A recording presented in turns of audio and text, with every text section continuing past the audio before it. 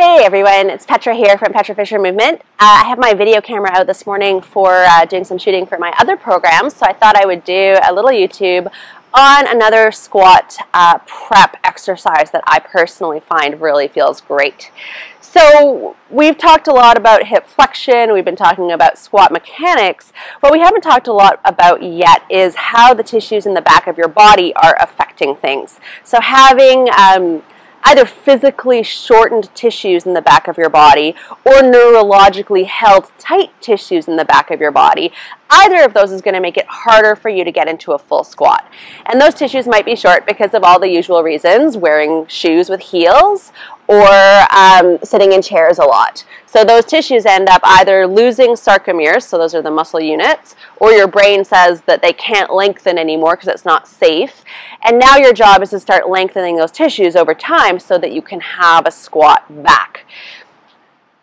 Just for fun today, why don't we all do a squat? If you already know a squat's not achievable for you, that's cool, but do your best.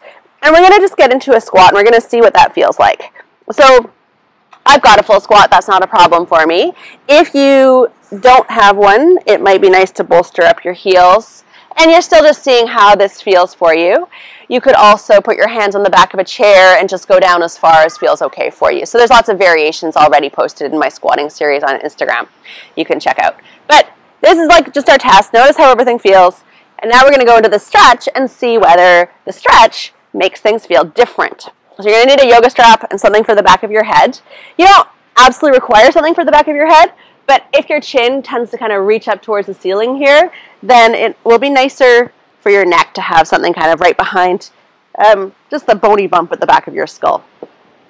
For this stretch, it's sort of a one-legged upside down squat. So you can take your strap or you can take your hands, and the first thing you're going to do is bend your knee just so you can reach your foot. And you're going to bend your knee, and you're going to actually shoot it towards your armpit. And this is the basis of our stretch. So you want to keep your knee bent like that. And then you're going to use your strap or your hand to try to pull yourself into a vertical shin. And you may notice as you do that, that you're feeling lots of sensation in your calf or the back of your leg. And that's good because that's what we're going for here.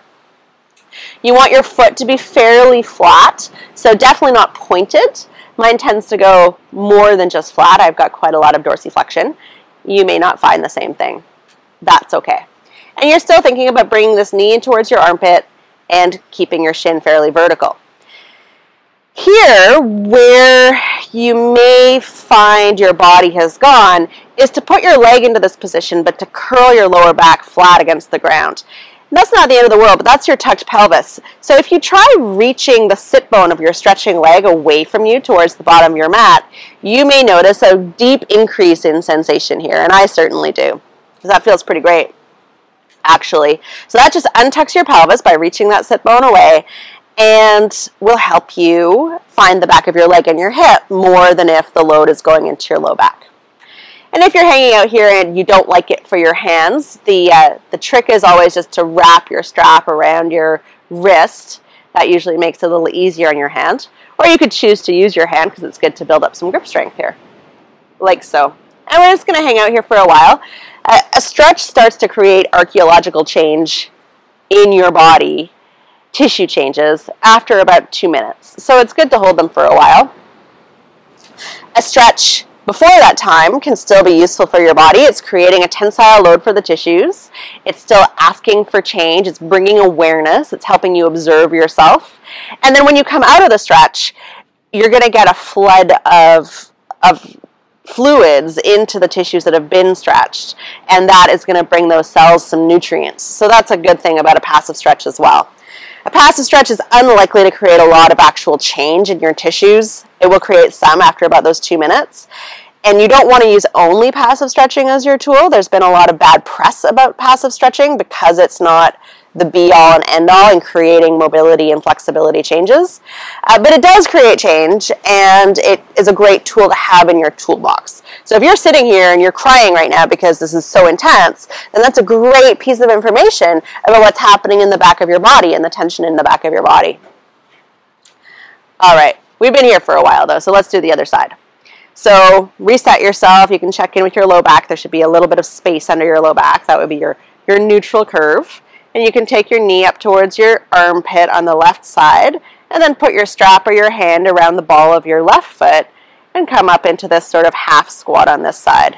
And then shoot that left sit bone down towards the ground if you feel like you've come out of a neutral pelvis here. And you're just going to stretch.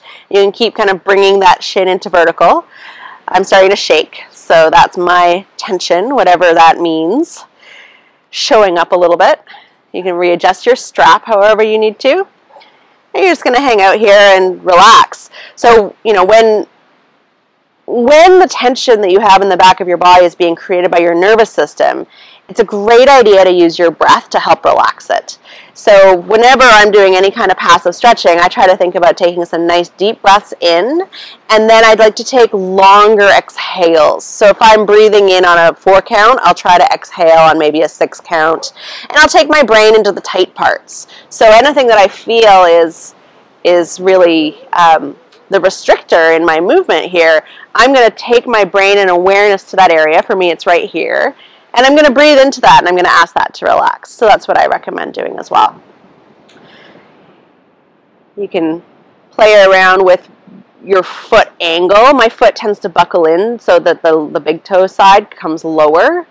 And so I like to use my strap to keep the little toe side of the foot the same height as the big toe side, because that would be more like real squatting. I'm going to try not to let my knee rotate in as I do that. So there's a lot to pay attention to. Keep that sit bone reaching away from you, keep that shin coming into vertical, and keep that knee pointing towards your armpit. So it's all the pieces of your squat. And let's assume that's around the same length as the other side. So you can come under there, and then recheck your squat. So whether you did a full resting squat or you bolstered in some way, get back into your squat and just see if that feels any different. You can try coming in and out a couple of times as well. You could make this your mini squat, like so. Sorry, I think my head's cut off. But just see how that feels, and see if that stretch felt like it could be a meaningful addition to your squat. So what I like doing with passive stretching is doing a couple of them before I do the movement that I'm working on, and just seeing if that creates a difference in the movement quality. So that would be my suggestion for today. The Half Happy Baby, I find it's just a really nice way to connect in with a lot of sensation in the backs of my legs. Hopefully you enjoyed it as well, and I will catch you in the next squat series installment when we start getting into knees and ankles. Okay, cheers.